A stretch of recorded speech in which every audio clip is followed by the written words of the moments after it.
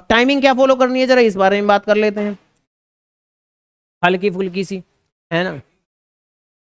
तो 80 नंबर का पेपर है, वक्त है आपके पास में 3 घंटे और साथ में 15 मिनट। 15 मिनट तो सभी को मिल रहे होंगे,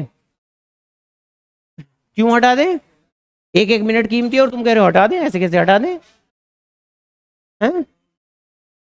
खैर, तो आपके शुरुआत में कुछ एक एमसीक्यूज आएंगे, देन उसके बाद में 3 नंबर के क्वेश्चन आएंगे, देन उसके बाद में 4 नंबर के क्वेश्चन और उसके बाद में 6 नंबर के क्वेश्चन। जहां जो 6 नंबर के क्वेश्चन रहेंगे वो आपके 4 क्वेश्चन रहेंगे, 4 नंबर के क्वेश्चन 6 रहेंगे, समझ रहे हो ना, 6 के 4, 4 के 6, कितने हो गए टोटल? 6 4 जा 24।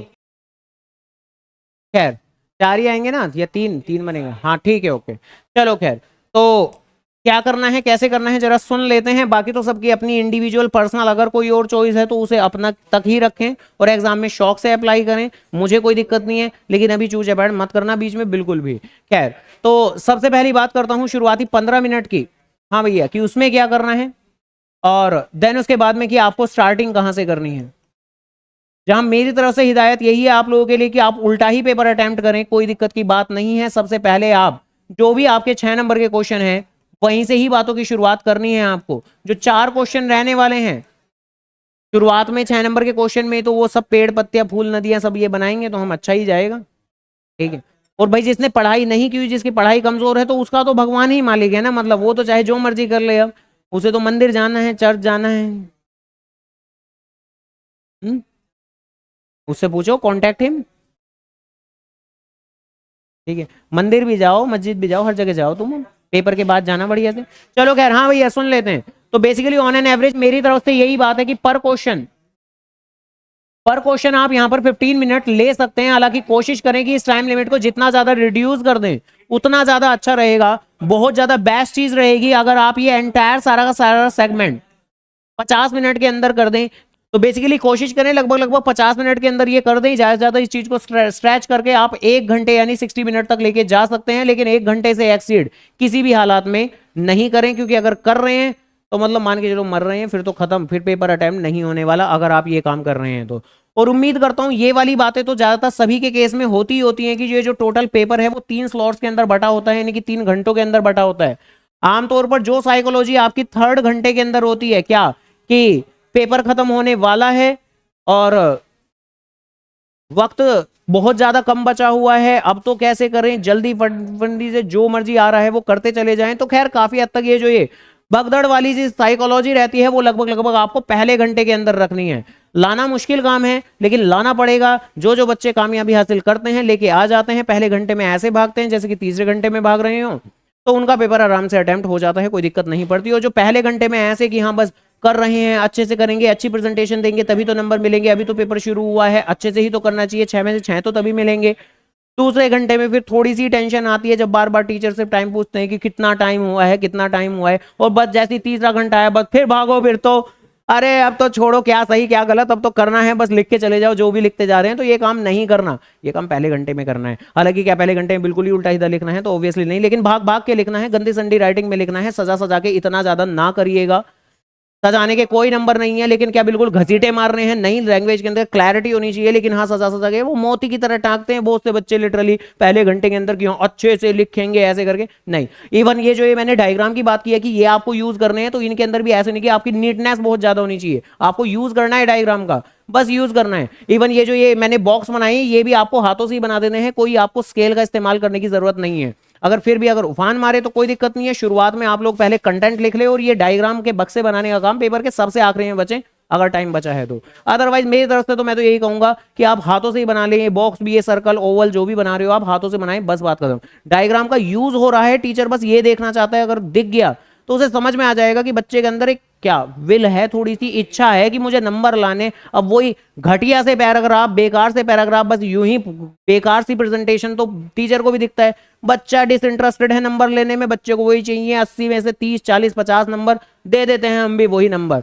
कोई इंटरेस्ट नहीं है, हमें भी इंटरेस्ट नहीं है। जब ये डायग्राम वगैरह दिखते हैं टीचर को भी समझ में आ जाता है कि बच्चा इंटरेस्ट दिखा रहा है, वो अकॉर्डिंगली हर क्वेश्चन को थोड़ा ध्यान से देखते हैं, डायग्राम को, एक्सप्लेनेशन को इतना नहीं पढ़ते। आपकी प्रेजेंटेशन ही आपके नंबर दिलवाती है, ध्यान रखना। और खासतौर से लास्ट मोमेंट पे तो ऑब्वियसली बहुत ज़्यादा पढ़ाई की बातें नहीं कर सकते हम, क्योंकि अब वक्त निकल चुका है। अगर कोई चीज़ें हैं जो तुम्हारे नंबर को इंप्रूव करेंगी कंपेरेटिवली, लगभग 10-12 नंबर बढ़ा देंगी आपके, तो वो प्रेजेंटेशन ही है, ध्यान रखना, राइटिंग नहीं है। हाँ 30-40 की रेंज में हो तो 50-60 की ही रेंज में आ सकते हो, सीधा 70 की में तो नहीं आओगे। जो भी आपकी रेंज है उससे 10-12 नंबर बढ़ जाएंगे बाय डूइंग प्रेजेंटेशन। ऐसे करके बातें हैं। कुछ बोल रहे थे तुम? पेन लेके जाएं, बॉल पेन लेके जाएं, जेल पेन लेके जाएं, ब्लैक पेन ना लेके जाएं, खाली नीले पेन से ही करना है। अलग अलग शेड के पेन लेके चले जाएं, जिससे कि थोड़ा सा बाइफरगेट कर दें। वैसे भी हेडिंग को एम्फेसाइज करने के लिए थोड़ा तो अलग शेडिंग की भी जरूरत पड़ती ही है। तो ball pen, blue pen, gel pen, जो भी करना है, ठीक है, मत नीला रखना है, काला भी मत करें, ठीक है जी। काला पेन तो लेके जाते हैं हम, ब्लू से ही करते हैं सारा, सही है। लेकिन हाँ मतलब इन बेसिक बातों का ध्यान रखना है कि क्वेश्चन जिस फॉर्मेट में है उस फॉर्मेट में ही जवाब दें। जैसे कि अब ये क्वेश्चन है जिसके कि 2 पार्ट हैं, तो ये काफी बेसिक सी बात है कि आपको जवाब भी फिर 2 ही हिस्सों के अंदर देना है, और अच्छे से प्रेजेंट करें, खुला खुला काम करें कि ये पार्ट फर्स्ट है, इसका ये जवाब है, उसके अंदर मेन बात को बॉक्स, अंडरलाइन वगैरह जरूर कर दें। ये सेकंड पार्ट है, ये अलग अलग इंडिकेट होना चाहिए। अब ऐसे ही बस पैराग्राफ की फॉर्म में लिख दिया, ढूंढ लो खुद कहाँ है पहले का जवाब दूसरे का जवाब, तो ये काम नहीं करना। क्वेश्चन जितने हिस्सों में पूछा जा रहा है उतने ही हिस्सों में अपना जवाब अलग अलग बाइफरगेट करके देना चाहिए। है ये काफी बेसिक बात, ज्यादातर सबको पता है, लेकिन फिर भी बोल दी मैंने अब तो, खैर। देन इसके बाद में 6 नंबर के क्वेश्चन, जिसके ऊपर लगभग लगभग 1 घंटा, बहुत ज्यादा कोशिश रखनी है कि 1 घंटे से थोड़ा सा कम लगे आप लोगों का, ठीक है जी। देन उसके बाद में 4 नंबर का क्वेश्चन लेना है, मान के चलो यही वो सेकंड फैक्टर रहेगा जो कि आपका डिसाइड करेगा कि पेपर होगा या नहीं होगा। क्योंकि इसके अंदर आमतौर पर हम कोशिश करते हैं थोड़ा ज्यादा लिखने की, जिसके अंदर टाइम चला जाता है काफी ज्यादा, क्योंकि टोटल 6 क्वेश्चन होते हैं 4 नंबर के, टाइम सबसे ज्यादा यही खा जाते हैं आपको। हाँ और में भी होते हैं, मतलब चॉइस में भैया 6 क्वेश्चन आएंगे, 6 क्वेश्चन आएंगे, उसमें इंटरनल चॉइस होगी, उससे क्या मतलब है, 6 क्वेश्चन तो 4 नंबर के करने ही है ना, ठीक है जी। और जहां आमतौर पर कोशिश करें ये जितने भी आपके 6 नंबर के क्वेश्चन हैं उनके ऊपर लगभग लगभग कोशिश करें, वैसे भी आप जब डायग्राम वगैरह बना देंगे तो 1.5 पेज के आसपास तक तो आप लेके चले ही जाएंगे अपने सॉल्यूशन को। हाँ चला जाएगा, अच्छे तरीके से करो, लाइक लाइक लाइक। ये आपकी आंसर शीट है, यहां पर अपना डायग्राम बनाओ, यहां पर अपनी एक्सप्लेनेशन लिखो, तो भर जाएगा आराम से, ठीक है। पहले पेज पे डायग्राम और उसकी साइड में एक्सप्लेनेशन, और भाई 6 नंबर में तो बना दो तुम, ठीक है भाई। अगर बिल्कुल भी नहीं बन पा रहा है तो फिर तो क्या ही कर सकते हैं, लेकिन कोशिश करो बना दो, कोई तो बनाओ, फूल पत्ती डायग्राम, ये वो, ये सीढ़ी नुमा डायग्राम एक ये भी तो होता है ऐसा कैसा भी बना दो, अलग अलग कलाकारियां करो, इनोवेशन लेके आओ ठीक है, करना है, जरूर करना है। तो ऑब्वियसली पहला पेज तो ऐसे ही भर जाता है, दूसरे पेज पे थोड़ा सा भर दो, लाइक 5-6 लाइन भी भर दो, बस बहुत खत्म, ठीक है जी, ऐसे करके है। तो लगभग लगभग 1.5 पेज का सॉल्यूशन जरूर रखना है, और इस पे इसका रखना है लगभग लगभग 80% ऑफ द पेज, जिसके अंदर डायग्राम का इस्तेमाल भी इंक्लूड है, ध्यान रखिएगा। डायग्राम का ये इस्तेमाल अब करना है या नहीं करना, 6 क्वेश्चन है, अब 6 में से आप 2 क्वेश्चन में कर लो, 3 में कर लो, सब में कर सकते हो, बहुत बढ़िया बात। लेकिन मुद्दा यह है, जैसा कि मैं कह रहा था, टाइम के हिसाब से चलें। यहां पर क्वेश्चन 10 मिनट से ज्यादा नहीं, भाग भाग के करना पड़ेगा, ध्यान रखना, तभी होने वाला है, वरना होगा नहीं बिल्कुल भी। हाँ बहुत तेजी के साथ, युद्ध से कम नहीं है ये। 80 में से 40-50 नंबर लाना तो बहुत आसान है, मस्ती में ये करते हैं, आ जाते हैं, कोई दिक्कत की बात नहीं है। लेकिन वही वाली बात कि 80 में से 70 नंबर लेके आना, 75 लेके आना, उसके लिए तो मतलब लिटरली मतलब बच्चों को यही फीलिंग आती है कि ये तो किसी युद्ध से कम नहीं है, क्योंकि बहुत ज्यादा मुश्किल काम हो जाता है टाइम के अंदर पूरा पूरा पेपर अटेम्प्ट करना वगैरह वगैरह। तो 10 मिनट पर क्वेश्चन ही लेने होते हैं, जिस चीज को ध्यान रखें, इंश्योर करें, और लगभग लगभग 1 घंटा आपका चला जाएगा। यानी कि मान के चल सकते हैं कि शुरुआत के जो 2 घंटे रहेंगे, ये आपका 4 से 6 नंबर के क्वेश्चन के अंदर ही निकल जाएंगे आमतौर पर। कोशिश करें, जैसा कि मैंने कहा था, यहां से 10 मिनट सेव कर लें आप, अगर कर लेंगे तो बहुत ज्यादा बेहतरीन काम हो जाएगा। 10 मिनट यहां से सेव करें, यहां से भी 5 मिनट सेव कर सकते हैं तो यहां से करें, 15 मिनट अगर टोटल सेविंग कर लोगे, बहुत ज्यादा बड़ी बात हो जाती है। वैसे भी जानते हैं तीसरे घंटे के अंदर 15 मिनट बहुत मैटर करते हैं, 15 मिनट में तो पता नहीं कितने सारे काम कर देते हो तुम लोग, खैर। देन उसके बाद में ऑब्वियस सी बात है कि इन 6 और 4 नंबर के क्वेश्चन के बाद क्या करना है आपको, एमसीक्यू क्वेश्चन। एमसीक्यू क्वेश्चन, क्योंकि एमसीक्यू क्वेश्चन के अंदर मेनली केस स्टडी आती है। 3 नंबर के क्वेश्चन को सबसे आखिरी में रखना है आपको, क्योंकि उसके अंदर केस स्टडी कम आती है। लास्ट में फट्टे मारो जितने मर्जी मारने हैं, ज्यादातर स्ट्रेट फॉरवर्ड क्वेश्चन रहेंगे आपके। और अगर अगर अगर चाहो तो यहां पर 4 नंबर में और इवन 6 नंबर के क्वेश्चन भी कुछ क्वेश्चन होते हैं जो स्ट्रेट फॉरवर्ड होते हैं, तो उन स्ट्रेट फॉरवर्ड क्वेश्चन को लास्ट के लिए रख सकते हो। शुरुआत में केस स्टडीज के ऊपर ही ज्यादा ध्यान दें, क्योंकि हबड़ तबड़ में स्ट्रेट फॉरवर्ड क्वेश्चन तो फिर भी कर देंगे आप लोग जल्दी से। केस स्टडी नहीं कर सकते, बिल्कुल नहीं कर सकते, उसके लिए टाइम चाहिए। और केस स्टडी को ध्यान से पढ़ें और कोशिश करें सिर्फ एक ही बार पढ़ें। ध्यान रखना, 2 बार पढ़ने की जरूरत नहीं पड़नी चाहिए। और वो डिपेंड करता है कितनी कामली, कितने ध्यान से आप केस स्टडी रीड कर रहे हैं। नहीं तो मैं तो बोल ही रहा हूं कि कितनी कामली, कितने ध्यान से आप केस स्टडी पढ़ते हुए माइंड में गाने बज रहे हैं, हो जाता है। बजते हैं गाने कभी, आसपास आवाजें आती हैं। खैर खैर भैया, एमसीक्यू क्वेश्चन को लेकर भी एक बात का खासा ध्यान रखना है, क्या कि आपको एमसीक्यू क्वेश्चन को रीड करना है। ऑब्वियसली एमसीक्यू क्वेश्चन के अंदर भी काफी सारी केस स्टडीज आ जाती हैं बीच बीच में, तो आपको पढ़ना है, सोचना है और जवाब लिख देना है। आपको क्या नहीं करना, बार बार मल्टीपल टाइम थिंकिंग, कि एक बार सोचा फिर दोबारा सोचा नहीं करना। आपको सिर्फ पढ़ना है, सोचना है और लिख देना है सीधा सीधा। और ये बात तो ऑब्वियसली मैंने पहले भी बोली थी कि आपको सिर्फ रिलेवेंट ऑप्शन नंबर ही लिख देने हैं, ए बी सी डी। आपको उनकी एक्सप्लेनेशन नहीं लिखनी, सिर्फ A B C D D C B A B C D बस ऐसे करके ही लिखना है। उनकी एक्सप्लेनेशन लिखने की कतई जरूरत नहीं है। क्या काम नहीं करना, ये पता नहीं क्या करते हैं बच्चे, ये ऐसे ये बना देते हैं। क्या है ये, सी है, ए है, बी है, डी, क्या है ये, ऊपर डंडा लगा दूं डी बन जाएगा, क्या बन रहा है, ये ऐसे लगा दिया ए बन गया। तो ये काम नहीं करने बिल्कुल भी, ठीक है जी। क्लैरिटी रखनी है अपने लेटर्स के अंदर, सो दैट कई बार होगा आपने सोचा सही होगा, सोच के लिखा सही होगा, लेकिन वर्ड में क्लैरिटी के चलते आपका जवाब हो जाएगा गलत। और एक काफी ज्यादा घटिया बात, जो इवन मुझे बोलने की जरूरत नहीं है, लेकिन कई बार बच्चे पूछते हैं, आज भी मुझसे एक बच्चे ने डाउट पूछा हो, क्या कि अगर एक एमसीक्यू क्वेश्चन के अंदर एक से ज्यादा जवाब लग रहे हैं तो क्या एक से ज्यादा जवाब हम लिख सकते हैं या नहीं। वो तो कितना घटिया सवाल है। क्या मतलब है एक से ज्यादा जवाब लिखने का, नहीं लिखना आपको, ठीक है, नहीं लिखना है, ऑब्वियसली नहीं लिखना है। एक से ज्यादा जवाब क्यों लिखोगे, और अगर लिख दिया आपने एक से ज्यादा जवाब और उसमें कोई नहीं माना जाएगा, और बाकी तो टीचर की मर्जी होने वाली है। आमतौर पर 6 और 4 नंबर के क्वेश्चन करने के बाद में जब आप एमसीक्यू करोगे ऑन एन एवरेज, जैसे कि मैंने कहा कि एमसीक्यू को सिर्फ पढ़ना है और करना है और सोचना नहीं है। जब आप सोचोगे नहीं तो पर एमसीक्यू कितने मिनट लगेंगे आपको,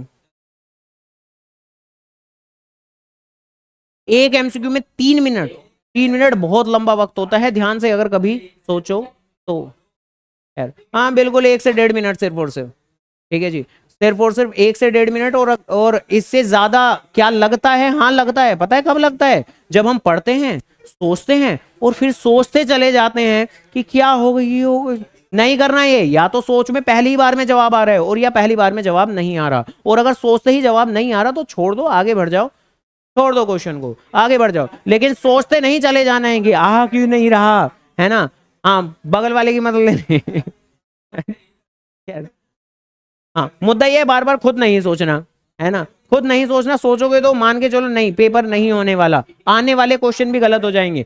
और क्योंकि आखिरी में ये भी तो पहाड़ बचा ही हुआ होगा आपके ऊपर, 3 नंबर के क्वेश्चन, तो ये भी तो पड़े हुए होंगे, इन्हें भी में भी तो फट्टे मारने हैं आखिरी में। तो ऑब्वियस सी बात है कि सही तरीके से करेंगे तो हो जाएगा पेपर अटेम्प्ट। और देख भी पा रहे होगे, अगर सही तरीके से ना किया, बैठ के सोचा, तो किसी का छूटता है 10 नंबर का, किसी का 15 नंबर का, किसी का 20 नंबर का, ज्यादातर पेपर छूटता जरूर है, इवन बीएसटी का भी।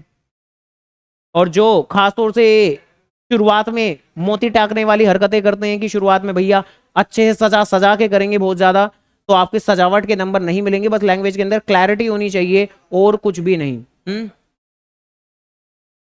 हाँ तो डायग्राम बनाने हैं, और वो भी भगदड़ में बनाने हैं, जल्दी जल्दी बनाने हैं, रफली बनाने हैं। कोई भी एक डायग्राम बनाने में बहुत वक्त नहीं लगता। अगर ऑन एन एवरेज बात करूं तो 1 मिनट के अंदर एक डायग्राम बनाया जा सकता है, इवन उसके अंदर का कंटेंट भी लिखा जा सकता है। चाहे घर पर टेस्टिंग पर्पज के लिए एक बार कोई भी रैंडमली कोई भी एक डायग्राम बना के देख लेना। करेक्ट 1 मिनट या 1.5 मिनट या 1.25 मिनट ही लगेगा आपको फटाक से डायग्राम के गोले गोले बनाकर और उसके अंदर का कंटेंट लिखने में, जल्दी जल्दी। लेकिन आराम आराम से लिखेंगे तो बहुत टाइम लगेगा, 2 ढाई 3 मिनट लग जाएंगे। तो सिर्फ 1 मिनट के आसपास का ही वक्त लगता है। हाँ एडवर्टीजमेंट, जहां हमारा टारगेट रहता है ब्रांड क्रिएट करना, सेल करना नहीं, ब्रांड क्रिएट करना। जैसे टीवी पर एडवर्टीजमेंट, जैसे रेडियो में एडवर्टीजमेंट, न्यूज़पेपर में एडवर्टीजमेंट, तो हमारा ब्रांडिंग पर्पस रहता है बस कि कंप्यूटर के मुकाबले हम लोग थोड़ा सेपरेट और बेहतर लगे, ऐसे करके। देन उसके बाद में सेल्स प्रमोशन। सेल्स प्रमोशन जिसके अंदर हमारा पर्पस रहता है कि हाँ भाई फटाफट से इमीडिएटली सेल हो जाए। हमने टीवी पर एड दिखाकर अपना ब्रांड तो क्रिएट कर दिया, लेकिन जब दुकान में जाएगा एक कस्टमर तो उसको तो डिफरेंट डिफरेंट ब्रांड्स नजर आएंगे, तो ऑब्वियसली वो हमारे ही ब्रांड का सामान खरीदे, तो हम उसे सेल में भी इन्फ्लुएंस करेंगे, क्या लगाकर, बाय वन गेट टू या 50% ऑफ। तो इस तरह के जो ऑफर्स होते हैं सेल्स प्रमोशन टेक्निक का हिस्सा माने जाते हैं। देन उसके बाद में पर्सनल सेलिंग, जो कि एक अलग ही सेगमेंट है, जहां पर एक पर्सनल टच क्रिएट करने की कोशिश की जाती है। Door to door selling, company अपने एम्प्लॉयज को भेजती है अलग अलग के घर पे, कि रिन साबुन, निरमा, टाइड आती है ना वो बेचने के लिए। हाँ हाँ, तो कस्टमर से पर्सनल टच क्रिएट करने के लिए। और सबसे आखिरी पीआर, पब्लिक रिलेशन, जो आजकल तो बहुत फेमस हो चुका है, पता होगा तुम्हें उसके बारे में, पब्लिक रिलेशन, जिसके तहत बेसिकली एक इमेज क्रिएशन का काम किया जाता है। अलग अलग कॉन्फ्रेंसेस रखे जाते हैं, इवेंट्स कराए जाते हैं, जिससे कि कंपनी की इमेज बन सके या किसी इंसान की अच्छी इमेज बन सके कि भाई ये पर्सन जो कि है वो पैसा भी बहुत कमाता है, लेकिन इसके साथ साथ ये अच्छा इंसान भी है, ऐसे करके, तो जिससे कि इसका प्रोडक्ट जरूर खरीद ले लोग। तो ये पब्लिक रिलेशन। मार्शलो थ्योरी, अच्छा भैया, ठीक है। हाँ, कौन से गोल गोल? हाँ, नीचे नीचे एंड, जाओ टाटा।